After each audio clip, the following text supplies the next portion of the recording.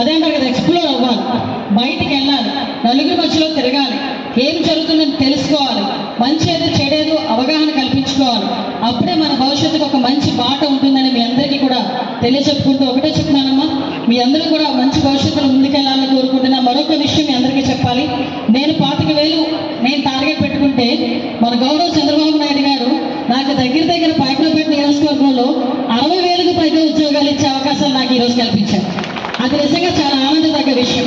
ఎందుకంటే ఎప్పటి నుంచో 2014-19 టైంలో నేను ఎమ్మెల్యేగా ఉండేటప్పుడు ఇక్కడ ఏపీఎస్సీకి ఎక్వేట్ చేసిన 4,000 ఎకరాల్లో ఆ రోజు రైతులందరూ కూడా ముందుకు వచ్చి ఆ రోజు ఇక్కడ కంపెనీలు వస్తే మా పిల్లల భవిష్యత్తు బాగుంటుందని చాలా మంది రైతులు వచ్చారు. దగ్గర 4,500 ఎకరాలు ఆ రోజు మేము ఎక్వేట్ చేయగలిగాం. నా అదృష్టం మరి ఏంటో తెలియదు, కానీ మీ దురదృష్టం నా అదృష్టం. లాస్ట్ 5 సంవత్సరాలు ఒక కంపెనీ కూడా రాదు.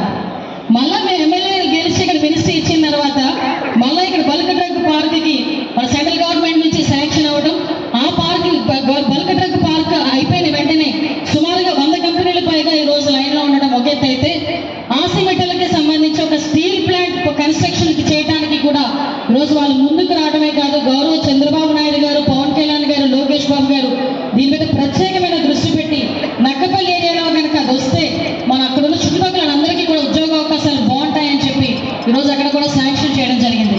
ఒక్కసారిగా మనం ఆలోచించుకుంటే ఫస్ట్ ఫేజ్లోనే 65,000 కోట్ల రూపాయలు పెట్టి వాళ్ళు పెట్టుబడి వాళ్ళు ఎస్టాబ్లిష్ చేసి నాకు ఇచ్చిన మాట ఏంటంటే 2029 టైంకి మేము ఆ స్టీల్ ప్లాంట్ రన్నింగ్లోకి తీసుకొస్తామని చెప్పారు. దాని అర్థం ఏంటంటే ఇంచుమించుకి ఎన్ని వేల మందికి ఉద్యోగ అవకాశాలు కల్పించుకుంటే ఒక్కసారి మనం కూడా ఆలోచన చేసుకోవాలి.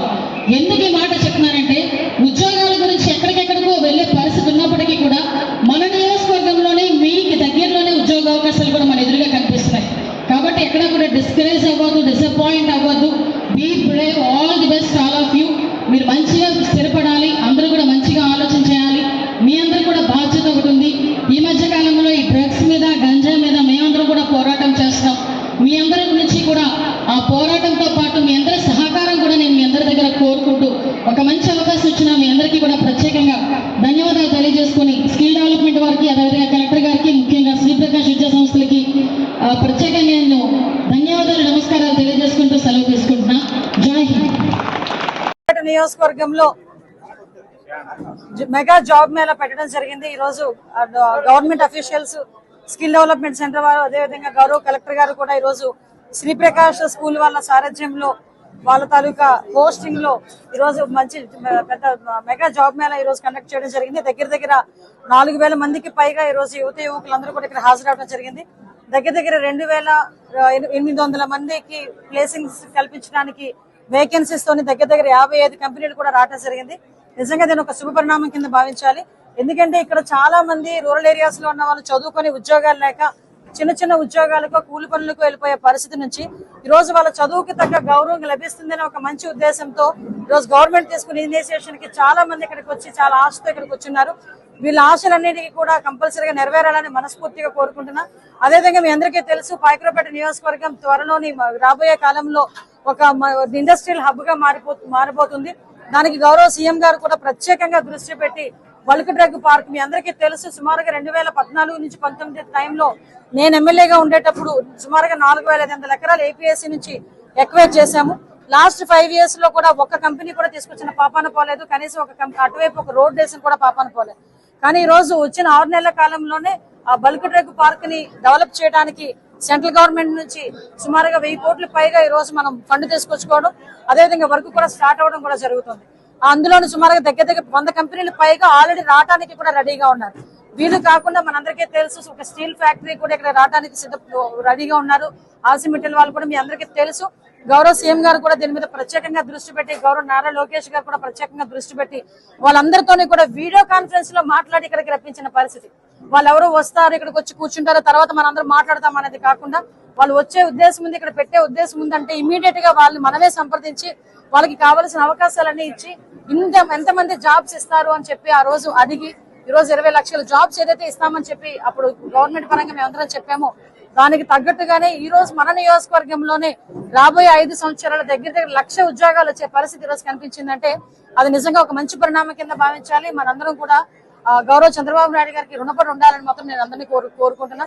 ఈ ఒక మంచి అవకాశం వచ్చింది, యువకులందరూ కూడా దీన్ని వినియోగించుకోవాల్సిందిగా మరొకసారి కోరుకుంటూ, మరొకటి స్కిల్ డెవలప్మెంట్ సెంటర్ కూడా రాబోయే కాలంలో పెట్టడానికి మొన్న 2047 విజన్ డాక్యుమెంట్ లో గౌరవ కలెక్టర్ గారు కూడా పెట్టడం, అదేవిధంగా రాబోయే 5 సంవత్సరాల్లోని కూడా ఒక ప్రణాళికను వేసుకుని ముందుకెళ్ళడం కూడా జరుగుతుంది. ఆ ప్రణాళికలో కూడా ఒక స్కిల్ డెవలప్మెంట్ సెంటర్ ఇక్కడ ఏర్పాటు చేసి రాబోయే వచ్చే ఫ్యాక్టరీస్ లో ముందే వీళ్ళని స్కిల్ డెవలప్ చేసి వాళ్ళు పంపి పొద్దున్న మన దేశానికి భవిత. మనం చిన్నప్పుడు చదువుకునే ఉంటాం, నేటి బాలలే రేపటి పౌరులు. ఆ కాన్సెప్ట్ నుంచి ఈరోజు ఎక్కడికి వచ్చిందంటే నేటి యువతే రేపు భవిష్యత్తు అని చెప్పి, దేశ భవిష్యత్తు అని చెప్పి వచ్చింది. చాలా మంది పరిస్థితి ఎలా ఉంటుందంటే ఇళ్లలోని కష్టపడి కూలి పని చేసుకునేవాడైనా, రిక్షా తొక్కుకునేవాడైనా తన కొడుకు కలెక్టర్ అవ్వాలని, తన కొడుకు మంచి పోలీస్ ఆఫీసర్ అవ్వాలని, తన కొడుకు మంచి ఉద్యోగంలో సెటిల్ అవ్వాలని, తన ఆడబిడ్డకి కూడా తను ఉద్యోగం చేసినా చేయకపోయినా ఒక ఉద్యోగస్తుడికి ఇచ్చి పెళ్లి చేయాలని ప్రతి తల్లిదండ్రులు కూడా ఆశపడతారు. ఆ ఆశకు అనుగుణంగా ప్రతి తల్లిదండ్రులు కూడా ఒక పూట తిని ఒక పూట తినక వాళ్ళ స్థాయికి మించి కూడా ఈ రోజుల్లోని కాన్వెంట్లో చదివించి పెద్ద పెద్ద కాలేజీల్లో ఫీజులు కట్టి వాళ్ళందరినీ కూడా చదివించుకునే బాధ్యత తీసుకుంటారు. తీరా చదువుకొని బయటకు వచ్చి సర్టిఫికేట్ చేతులు పట్టుకుని ఎంతో గర్వంగా బయటకు వచ్చిన యువతకి ఈ రాష్ట్రంలో కానీ ఈ దేశంలో కానీ మనం కనుక ఉద్యోగ అవకాశాలు కల్పించకపోతే మన ఆ పరిస్థితులు ఎలా ఉంటాయన్న సంగతి చాలా మందికి మనకు తెలిసే పరిస్థితి ఉంది. ఎందుకంటే ఉద్యోగాలు లేక అల్లాడిపోతున్న వాళ్ళు, ఆ ఉద్యోగాలు లేక వస్తుందో రాదో తెలియక చాలా మంది ఇబ్బందులు పడి కొన్ని కంపెనీ చుట్టూ తిరగలేక చాలా మందిని చూశాను నేను. బీటెక్లు ఎంటెక్లు చేసుకునే వాళ్ళు కూడా చిన్న చిన్న ఉద్యోగాలకి, అటెండర్ ఉద్యోగాలకి కూడా వెళ్ళే సందర్భాలు చాలా మట్టుకు కనిపించినాయి.